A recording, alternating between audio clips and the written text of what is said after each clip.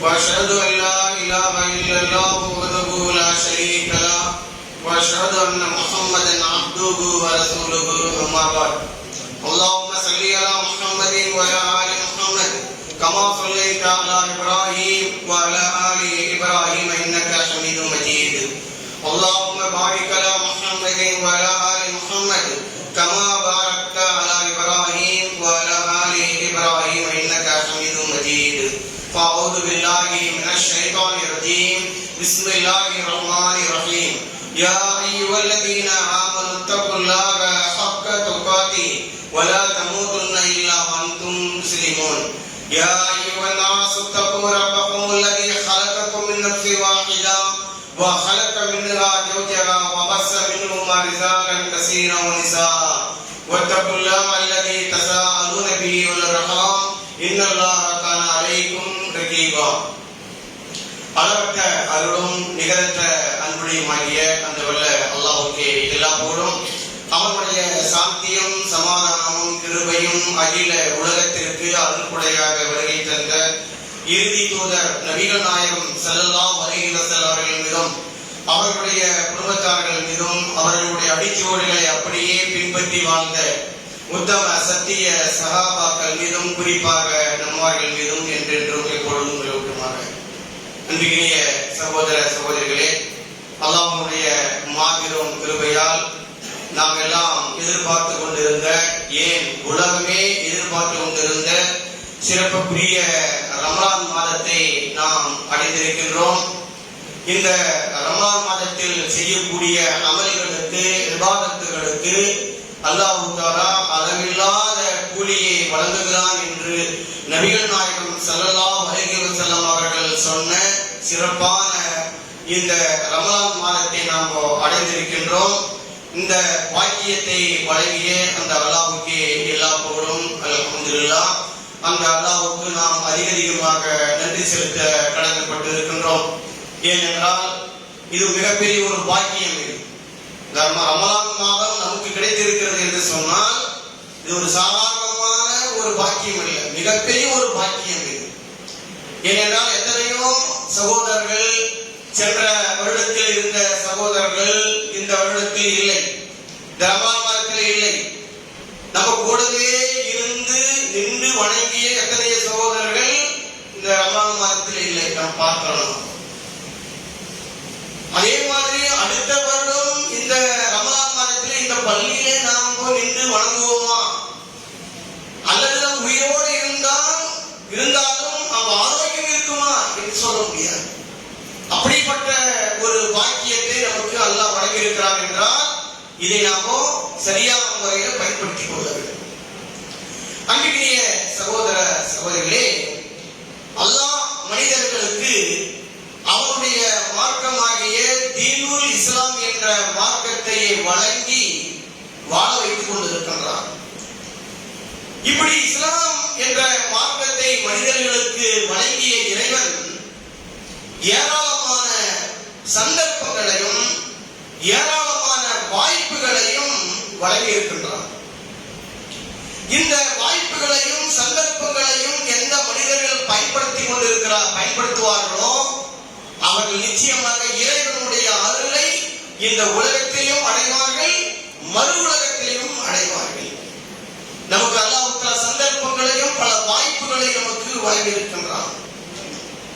ஆனால் பொதுவாக இந்த உலகத்திலே மனிதர்கள் பொருளாதார விஷயத்தை பார்க்கும் பொழுது எங்கேயாவது ஒரு இலவசம் கிடைக்கிறது என்று சொன்னால் ஒன்றை வாங்கினால் ஒன்று இலவசம், அல்லது நிறைய பொருள்கள் அங்கு ஒரு லாட்டி இறங்கி இருக்கிறது, மிக மலிவாக கிடைக்கிறது என்று கேள்விப்பட்டோம் என்றால் அதற்காக வேண்டி நேரத்தை ஒதுக்கி சரியான முறையிலே அது வரிசையாக நின்று கஷ்டப்பட்டு எப்படியாவது அந்த பொருளை அடைந்து விட வேண்டும் என்பதற்காக திட்டம் தீட்டி கனகச்சிதமாக அதை வாங்கி கொண்டலாம்.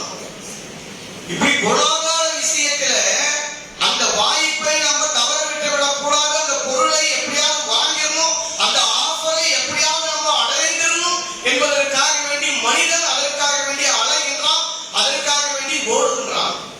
ஆனா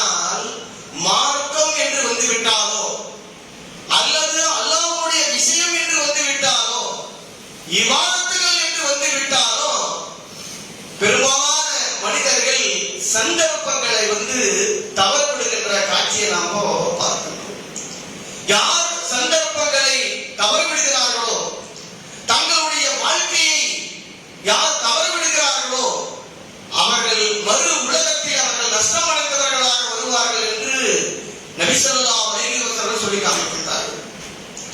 நபிகள் நாயகம் ஸல்லல்லாஹு அலைஹி வஸல்லம் அவர்கள் ஒரு அழகான ஒரு விஷயத்தை நமக்கு சொல்லி காமிக்கிறார்கள். புகாரி சஹீஹுல் புகாரி கிரந்தத்தில் இது பதிவு செய்யப்பட்டிருக்கிறது. சொல்லுகிறார்கள், அஹதரல்லாஹ இலா இம்ரை அஹர அஜலஹு பல்லஹு சித்தீன சமா. ஒரு மனிதனுக்கு அல்லாஹ் தஆலா 60 வயது வரை அவனுக்கு ஆயுசை வழங்கி இருக்கின்றான்.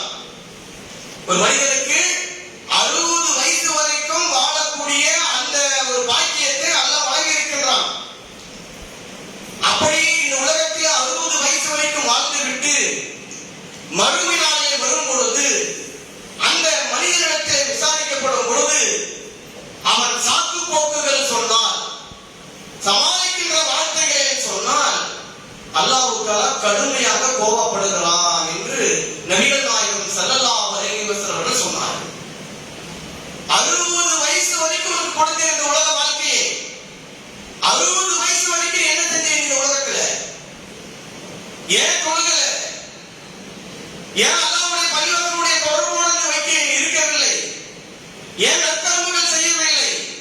ஏன் தான தர்மங்கள் செய்யவில்லை?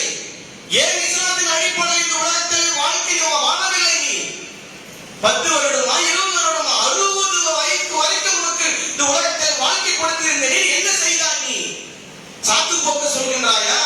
இந்த உலகத்தில் வாழ்ந்து கொண்டு இருக்கும் பொழுது உலகம், உலக வாழ்க்கை, பொருளாதாரம், ஆடம்பரம், சொத்து சேர்க்க வேண்டும் என்று இப்படியே நீ 60 வயசு வரைக்கும் வாழ்ந்து விட்டு மறுமை நாளில் வரும் பொழுது சாக்கு போக்கு சொல்கின்றாயா? நீ சமாளிக்கின்ற வார்த்தைகளை சொல்கின்றாயா? நீ உனக்கு சொல்வதற்கு உனக்கு அருகதை கிடையாது. உனக்கு 60 வயசு வரைக்கும் கொடுத்திருக்கேன், சாக்கு போக்கு சொல்வதற்கு உனக்கு அருகதை கிடையாது. உனக்கு ஒருவேளை ஒரு 10 வயது, ஒரு 15 வயது உள்ள ஒரு சிறுவன் மரணித்து விட்டால் மறுமை நாளிலே அந்த சிறுவன் இறைவனிடத்திலே, இறைவா ஒரு 10 வருஷம் வரைக்கும் இந்த உலகத்தில் வாழ்ந்த, ஒரு 15 வயசு வரைக்கும் இந்த உலகத்தில் வாழ்ந்த இறைவா, நான் அவ்வளவு அந்த அளவுக்கு செய்யவில்லை, என்னை மன்னித்தருள்வாயாக என்று சொன்னாலும் கூட அல்லாஹ் தஆலா அந்த சிறுவனை மன்னிக்கலாம். ஆனா உனக்கு 60 வயசு வரை கொடுத்திருக்கிறேன். 60 வயசு வரைக்கும் நீ எதுவுமே இறை நினைவு இல்லாமல், இபாதத்து இல்லாமல், இஸ்லாத்தின் அடிப்படையை வாழாமல் இங்க சாக்கு போக்கு சொல்கிறாயே என்று அல்லாஹ் தஆலா கடும் கோபப்படுகிறார் என்று நபிகள் நாயகம் ஸல்லல்லாஹு அலைஹி வஸல்லம் அவர்கள் சொல்லி காமிக்கின்றார்கள். என்றால் அன்பிற்குரிய சகோதர சகோதரிகளே, நம்முடைய வாழ்க்கையை நாம் பயன்படுத்திக் கொள்ள வேண்டும். நம்முடைய ஆரோக்கியத்தை நாம் பயன்படுத்திக் கொள்ள வேண்டும். சரியான நம்முடைய வாழ்க்கையை பயன்படுத்திக் கொள்ள வேண்டும் என்பதைதான் நபிகள் நாயகம் ஸல்லல்லாஹு அலைஹி வஸல்லம் சொல்லி காமிக்கின்றார்கள். அன்பிற்குரிய சகோதர சகோதரிகளே, நமக்கெல்லாம் வயது ஏற ஏற கவலையும் நமக்கு ஏறுகிறது. என்ன கவலை? வயசு ஏற ஏற என்ன கவலை நமக்கு வருது? என்ன சம்பாதித்தோம்? எவ்வளவு பொருளாதாரத்தை சேர்த்தோம்? என்ன வீடு பக்கத்தில் இருக்கலாம் வீடு கட்டி விட்டான், அவெல்லாம் இடத்தை வாங்கி போட்டு விட்டான், நிறைய செல்வத்தை சேர்த்து விட்டான். நாம் என்ன சேர்த்தோம்? என்ன வீடு வாங்கினோமா, இடம் வாங்கினோமா? ஒண்ணுமே இல்லை அப்படின்ற மாதிரி கவலைகள். வயசு ஏற ஏற கவலைகள் ஏறுது. ஆனால் ஒரு மூமினுக்கு, ஒரு முஸ்லிமுக்கு உண்மையான கவலை எது இருக்க வேண்டும் தெரியுமா? என்னுடைய ஏட்டில எவ்வளவு அமல்கள் ஏறி இருக்கும். மறுமை நாளிலே அல்லாஹ் தஆலா ஒவ்வொரு மனிதனுக்கும் கிதாபை கொடுப்பான். என்னென்ன உலகத்தில் செய்தார்களோ அதை அல்லாஹ் தஆலா மறுமை நாளிலே ஒவ்வொரு மனிதனுக்கும் கிதாபை கொடுப்பான். அந்த ஏட்டிலே என்னுடைய அமல்கள் எவ்வளவு ஏறி இருக்கும், இபாதத்துகள் எவ்வளவு ஏறி இருக்கும், தான தர்மங்கள் எவ்வளவு ஏறி இருக்கும், நான் உலகத்தில் நல்ல அமல்கள் செய்திருந்தேன் எவ்வளவு ஏறி இருக்கும், என்னுடைய கிதாபில் எவ்வளவு நிறைந்து இருக்கும். இதுதான் ஒரு மனிதன், குறிப்பாக ஒரு முஸ்லிமுடைய கவலையாக இருக்க வேண்டுமே தவிர இந்த உலக வாழ்க்கையில கவலைகள் இருக்கக்கூடாது. இந்த உலகம் என்பது, இந்த துனியா என்பது அழியக்கூடிய எவ்வளவு சொத்து சேர்த்தாலும் சரி, எவ்வளவு பெரிய வீடு கட்டியிருந்தாலும் சரி, எவ்வளவு பெரிய கார் பங்களாக்கள் இந்த உலகத்தில் இருந்து வாழ்ந்திருந்தாலும் சரி, நாம் மரணித்து விட்டோம் என்று சொன்னால் நமக்கு எதுவுமே இருக்காது. நமக்கு எப்போது எதுவுமே வராது. மறுமை நாளில் வரக்கூடியது எது? நாம் செய்த அமல்கள், நாம் செய்த இபாதத்துகள், அல்லாஹ்வுக்கு செய்ய வேண்டிய கர்மங்கள். இதுதான் மறுமை நாளைக்கு வந்து அந்த நரகத்திலிருந்து காப்பாற்றும் என்பதை நபிகள் நாயகம் ஸல்லல்லாஹு அலைஹி வஸல்லம் சொல்லி காமிக்கிறார்கள். ஆக மனிதனுடைய வாழ்க்கையிலே இந்த சந்தர்ப்பங்கள் எந்த அளவுக்கு முக்கியமானது என்பதை நபிகள் நாயகம் ஸல்லல்லாஹு அலைஹி வஸல்லம் அவர்கள் ஒரு செய்தியிலே நமக்கு அழகாக நமக்கு சொல்லித் தருகிறார்கள்.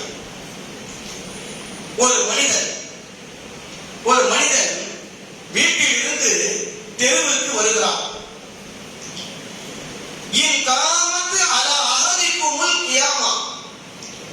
உங்களில் ஒரு மனிதர் வீட்டில் இருந்து தெருவுக்கு ஒரு வீதிக்கு வருகிறார். ஏதோ ஒரு வேலையா வராது. அவர் கையில எந்த பொருளாதாரமும் இல்லை, நகைகளோ காசோ எதுவுமே கிடையாது. ஏதோ ஒரு வேலையாக அவர் வரார். அப்படி வரும் பொழுது அவரை முன்னோக்கி மறுமை நாள் வந்து கொண்டிருக்கிறது. அவரை கியாமத் நாளே அப்படியே அதி பயங்கரமாக அவருடைய முன்னால் வந்து கொண்டிருக்கிறது. வஃபி யதிஹி ஃபஸ்ஸரா, அவருடைய கையில ஒரு மரக்கன்று ஒன்று இருக்கிறது.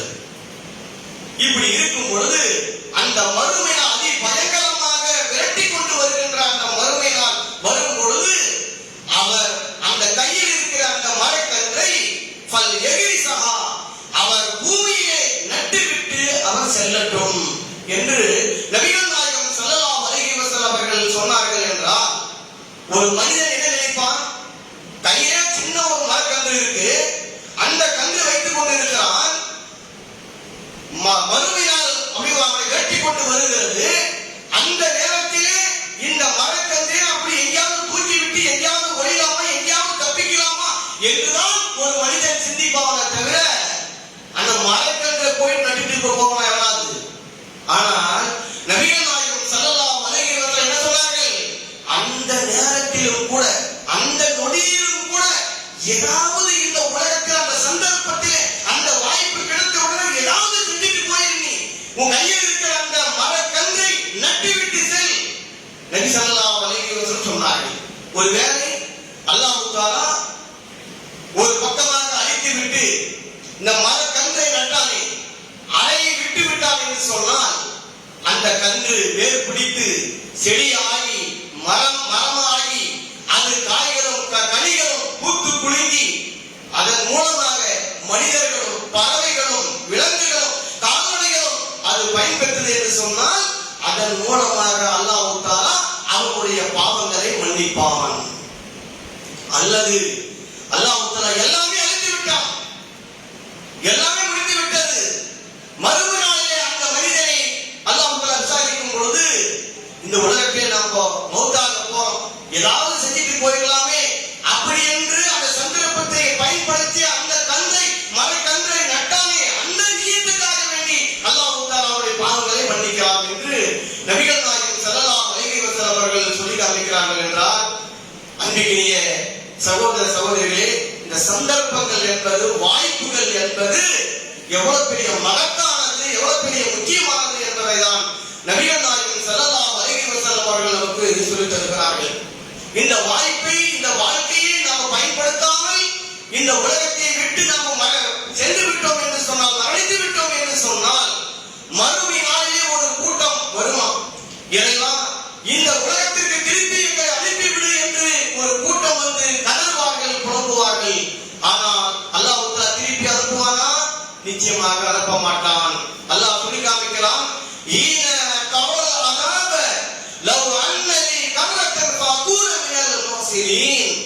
இறைவா, திரும்ப எங்களுக்கு ஒரு சந்தர்ப்பத்தை வழங்குவாயாக, அவகாசம் எங்களுக்கு கொடுப்பாயாக, ஒரு வாய்ப்பை எங்களுக்கு கொடுப்பாயாக. அதாவை பார்க்கிறார்கள் அந்த மக்கள். மறுமை நாளிலே அதாவை பார்க்கிறார்கள், தண்டனையை பார்த்துவிட்டு இந்த மக்கள் சொல்லுவார்களாம், திரும்பவும் எங்களுக்கு ஒரு வாய்ப்பை, சந்தர்ப்பத்தை எங்களுக்கு வழங்குவாயாக, நல்ல மூமின்களாக நாங்கள் ஆகிவிடுவோம் என்று அவர்கள் சொல்லுவார்களாம். ஆனால் அல்லாஹ் சொல்லுவான், என்ற அந்த கூற்று அது வெற்று கூற்றது. திரும்பவும் இந்த உலகத்திற்கு அனுப்ப முடியாது என்று அல்லாஹ் சொல்லிவிட்டு சொல்லுவானா, அஃபரைத இன் மதஅனாஹும் சினீன், இந்த உலகத்திலே பல ஆண்டுகளாக உன்னை வாழ வைக்கவில்லையா? அல்லாஹ் கேட்பான் மறுமை நாள்ல. நரக தண்டனையிலே இருக்கும் போது சில மக்கள் கதறுவார்கள், திரும்பவும் இந்த உலகத்திற்கு அனுப்புவாயாக என்று கேட்கும் போது அல்லாஹ் சொல்லுவான், அஃபரைத இன் மதஅனாஹும் சினீன், இந்த உலகத்திலே பல ஆண்டுகளாக இந்த உலகத்திலே வாழ வைத்தேனே, 50 ஆண்டுகளாக இந்த உலகத்திலே வாழ வைத்தேனே, 70 ஆண்டுகளாக, 60 ஆண்டுகளாக, 40 ஆண்டுகளாக இந்த உலகத்திலே வாழ வைத்தேனே, அந்த சந்தர்ப்பத்தை பயன்படுத்தாமல், அந்த வாய்ப்புகளை பயன்படுத்தாமல் உலகம் என்று சொல்லிவிட்டு இறைவனுடைய நினைவையை மறந்துவிட்டு இப்பொழுது வந்து திரும்ப இந்த உலகத்திற்கு அனுப்புவாய் என்று கேட்கிறாய். நீ கேட்பதற்கு ஒரு அருகதை கிடையாது என்று சொல்லி அல்லாஹ்வுக்காக அப்படிப்பட்ட அந்த மனிதர்களை நரகத்தில் தூக்கி வீசுவார் என்பதை அல்லாஹ்வுக்காக திருமறையில் சொல்லி காமிக்கின்றார். அன்பிற்கினிய சகோதர சகோதரிகளே, சகாபாக்கள் தங்களுடைய வாழ்க்கையிலே எந்த அளவுக்கு அவர்கள் தங்களுடைய சந்தர்ப்பத்தை எப்படி பயன்படுத்திக் கொண்டார்கள் பாருங்கள். எந்த அளவுக்கு அல்லாஹ்வுடைய அருளை பெற வேண்டும் என்பதற்காக தங்களுடைய அந்த சந்தர்ப்பங்களையும் தங்களுடைய வாழ்க்கையும் அந்த வாய்ப்புகளையும் எப்படி பயன்படுத்திக் கொண்டார்கள் பாருங்கள். நபிகள் நாயகம் ஸல்லல்லாஹு அலைஹி வஸல்லம் அவர்கள் காலத்தில் வாழ்ந்த அம்ரு பின் ஜமூ ரலியல்லாஹு அன்ஹு அவர்கள், அவருக்கு ஒரு கால் ஊனமுற்றவராக இருக்கிறார். நொண்டி தான் அவர் செல்வார். அப்படிப்பட்ட அம்ரு பின் ஜமூ ரலியல்லாஹு அன்ஹு அவர்களுக்கு பிள்ளைகள் இருக்கிறார்கள், 3-4 பிள்ளைகள் இருக்கிறார்கள். உஹது போருக்காக வேண்டி அழைப்பு கொடுக்கப்படுகிறது. பிள்ளைகள் எல்லாம் வீட்டிலே வந்து அந்த போருக்கு செல்வதற்காக வேண்டி தயாராகிறார்கள். ஈட்டிகளையும் கவசங்களையும் மாட்டிக்கொண்டு தயாராகிறார்கள். இவரும் அம்ரு பின் ஜமூ அவரும் வந்து தயாராகிறார்கள். ஆனால் நடக்க முடியாது. சரியா, ஊனமுற்றவராக இருக்கா, ஒரு கால் ஊனமுற்றவராக இருக்கிறார். அவருக்கு சலுகை இருக்கு, போரில் வந்து கலந்து கொள்ளாத இருப்பதற்கு சலுகை இருக்கு. பிள்ளைகள் சொல்கிறார்கள், இந்த மாதிரி உங்களுக்கு சலுகை இருக்கு, உங்கள் கால் வந்து ஊனமுற்றவராக இருக்கின்றாய், எனவே உங்களுக்கு சலுகை இருக்குது, இங்க வர வேண்டாம் வாப்பா என்று மகன்கள் கூறுகிறார்கள். அவன் தந்தை சொல்றார், இல்லை, இந்த உலக போய் நான் கலந்து கொள்வேன், அல்லாஹ்வுடைய தூதரிடத்தில் அனுமதி கேட்டு நான் கலந்து கொள்வேன் என்று உகது மலை அந்த இடத்திற்கு செல்கின்றார். நபிகள் நாயகம் ஸல்லல்லாஹு அலைஹி வஸல்லம் அனுமதி கேட்கிறார். முதலிலே இல்லை என்று சொன்னார்கள். திரும்ப கேட்கிறார், நான் இந்த போரில் கலந்து கொள்வேன் என்று சொல்லி நபி ஸல்லல்லாஹு அலைஹி வஸல்லம் அவர்கள் கேட்டார்கள், நீ ஒரு கால் ஊனமுற்றவர் தானே? ஆமா. சரி, நபி ஸல்லல்லாஹு அலைஹி வஸல்லம் அவர்கள் அனுமதி வழங்கி விடுகிறார்கள். இந்த அம்ரு பின் ஜமூ ரலியல்லாஹு அன்ஹு அவர்கள் போருக்கு கிளம்புகிறார்கள்.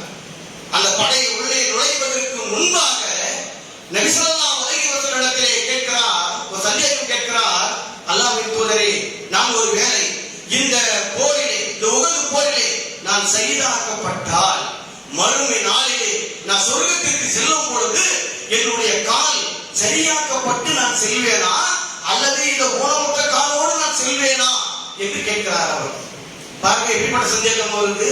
சொர்க்கம் அவருடைய லட்சியம் என்ன? சொர்க்கத்தில் நுழைய வேண்டும், சொர்க்கத்தில் செல்ல வேண்டும், அந்த லட்சியத்தோடு கேட்கிறார் அவர். நபி ஸல்லல்லாஹு அலைஹி வஸல்லம் சொன்னார்கள், அம்ரு பின் ஜமூவே, நிச்சயமாக உங்களுடைய கால் சரியாக்கப்பட்டு அழகாக சொர்க்கத்திலே நடப்பாய் என்று சொன்னார்கள். புறப்பட்டார்கள், உஹது களத்திற்கு புறப்பட்டார்கள். எத்தனையோ வீரர்களை, எத்தனையோ எதிரிகளை வெட்டி வீழ்த்தினார்கள். அந்த போரில் அவர் ஷஹீதாக்கப்படுகிறார்கள். அந்த அம்ரு பின் ஜமூ ரலியல்லாஹு அன்ஹு அவர்களுடைய உடலை கொண்டு வரப்படுகிறது. நபிகள் நாயகம் ஸல்லல்லாஹு அலைஹி வஸல்லம் அவர்களுடைய முன்னால் வைக்கப்படுகிறது உடலை. அப்பொழுது நபிகள் நாயகம் ஸல்லல்லாஹு அலைஹி வஸல்லம் அவர்களுக்கு அல்லாஹ் தஆலா ஒரு காட்சியை லைவாக காட்டுகிறான். இந்த அம்ரு பின் ஜமூ ரலியல்லாஹு அன்ஹு அவர்கள் சொர்க்கத்தில் அவருடைய கால்கள் அழகாக ஆக்கப்பட்டு, அவருடைய அந்த நொண்டி செல்லக்கூடிய அந்த கால்கள் அழகாக ஆக்கப்பட்டு அழகான முறையிலே சொர்க்கத்திலே நடந்து செல்கின்ற அந்த காட்சியை அல்லாஹ் தஆலா காட்டுகின்றான். சஹாபாக்களுக்கு எடுத்து சொல்லும் பொழுது சஹாபாக்கள் எல்லாம் விழி உயர்த்தி பார்த்தார்கள்.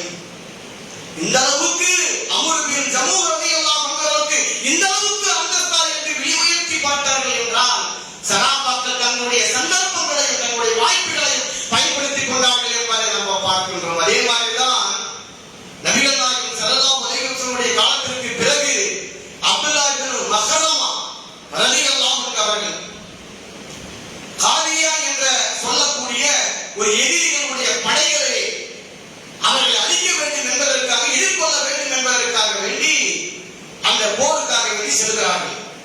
அப்துல்லாஹ் இப்னு மஸ்அமா, இப்னு உமர், இப்னு மசூத், அபூ ஹுரைரா இப்படிப்பட்ட பல பிரபலமான சஹாபாக்களும் அந்த போரிலே கலந்து கொள்கிறார்கள். கலந்து கொண்டு அந்த போர் எல்லாம் முடிந்து விடுகிறது.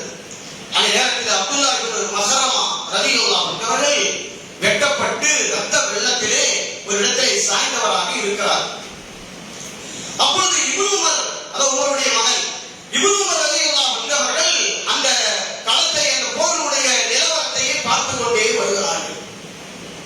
எந்த நேரம் தான் எல்லோரும் நோன்பு வைத்துக் கொண்டிருக்கிறார்கள். இப்படியே வந்து கொண்டு இருக்கும் பொழுது இந்த அப்துல்லாஹ் இப்னு மஸ்அமா ரலியல்லாஹு அன்ஹு அவர்கள் இப்னு உமரை பார்த்து விடுகிறார்கள். இப்னு உமரே, மக்கள் எல்லாம் நோன்பு திறந்து விட்டார்களா கேட்கிறார்கள். அப்போ நோன்பாக இருக்கிறார்கள் அவர்கள். மக்கள் எல்லாம் நோன்பு திறந்து விட்டார்களா? ஆம், எல்லோரும் திறந்து விட்டார்கள். நீங்கள் நோன்பு திறக்கவில்லையா? இல்லை என்று சொல்லி தன்னுடைய பை ஒன்று இருக்கு, அந்த பையில் இருக்கிற ஒரு செம்பை எடுத்து பக்கத்தில் ஒரு ஓடை இருக்கிறது, கொஞ்சம் தண்ணீர் அள்ளி கொண்டு வா, நான் நோன்பு திறந்து விடுகிறேன் என்று சொல்லி ஒரு பாத்திரத்தை கொடுத்து அனுப்புகிறார். அவர் செல்கிறார். அந்த ஓடையை தண்ணீர் அள்ளுவதற்காக பார்க்கும் பொழுது அந்த ஓடையிலே ரத்தமாக போய் கொண்டிருக்கிறது, சைதானுடைய அந்த ரத்தம். பிறகு அந்த தண்ணீரை எடுக்கிறார், எடுக்க முடியவில்லை, ரத்தமாக வருகிறது. அதை தூக்கி வீசிவிட்டு ஏதோ ஒரு ஓலையால் செய்யப்பட்ட ஏதோ ஒரு பொருள் அந்த பாத்திரத்தில் மூலமாக தண்ணீரை எடுத்துக்கொண்டு ஓடி வருகிறார். நோன்பு திறப்பதற்காக வேண்டி வருகிறார். கலா அவர் முடிந்து விட்டார், அவர் மரணித்தார். உடனே இப்னு உமர் ரலியல்லாஹு அன்ஹு அவர்கள் அல்லாஹ்விடத்தில் கையேந்தி பிரார்த்தனை செய்தார்கள். இறைவா, உன்னுடைய மார்க்கத்திற்காக வேண்டி, உன்னுடைய மார்க்கத்தை இந்த பூமியில் நிலைநாட்ட வேண்டும் என்பதற்காக வேண்டி அவர் நோன்போடு வந்திருக்கிறார்.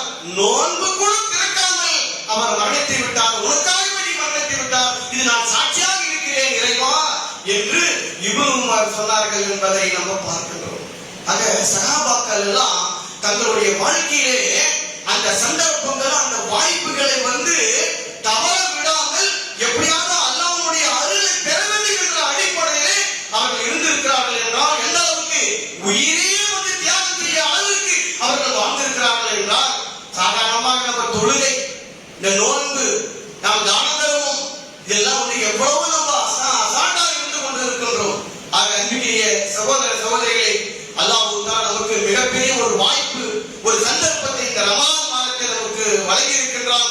இதை சரியான முறையில் நாம் பயன்படுத்திக் கொள்ள வேண்டும். நபிகள் நாயகம் ஸல்லல்லாஹு அலைஹி வஸல்லம் அவர்கள் சொன்னார்கள், யார் இந்த ரமலான் மாதத்தில் நோன்பு நோக்கிறாரோ, ஈமானுடன் நல்ல கூலி கிடைக்கும் என்ற அடிப்படையில் யார் நோன்பு நோக்கிறாரோ அவருடைய பாவங்களை அல்லாஹ் தஆலா மன்னித்து விட்டான்.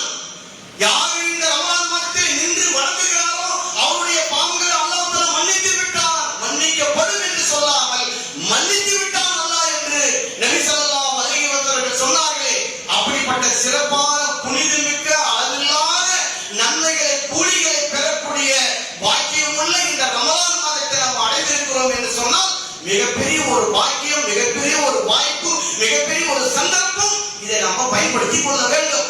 எத்தனையோ சகோதரர்கள் நம்ம கூடவே இந்த போன வருடம் நம்ம இந்திய பள்ளியிலே நம்ம பக்கத்தில் இருந்து தொழுது கொண்டிருந்த சகோதரர் இந்த ரமலான் மாதத்தில் இல்லை, அப்படிதானே? அதே மாதிரி அடுத்த ரமலான் மாதம் உயிரோடு இருக்குமா சொல்ல முடியாது. எனவே இந்த சந்தர்ப்பத்தை, இந்த வாய்ப்பை, இந்த பாக்கியத்தை ரமலான் மாதத்தில் செய்யக்கூடிய அத்தனை நன்மைகளையும் விவாதத்துகளையும் நாம் செய்து இந்த உலகத்தில் வாழ்ந்து நாம் அழைத்தோம் என்று சொன்னால் நிச்சயமாக மறும நாளில் வெற்றி அடையலாம். அப்படிப்பட்ட பாக்கியத்தை நம் அனைவருக்கும் அல்லாஹ் தஆலா வழங்குவானாக. வாஹிர் தவானா அல்ஹம்துலில்லாஹி ரப்பில் ஆலமீன்.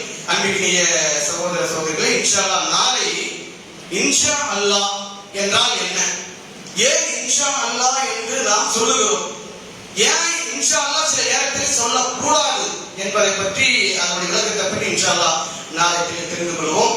வாஹிர் தவானா அல்ஹம்துலில்லாஹி ரப்பில் ஆலமீன். அஸ்ஸலாமு அலைக்கும் வரஹ்மத்துல்லாஹி வபரகாத்துஹு.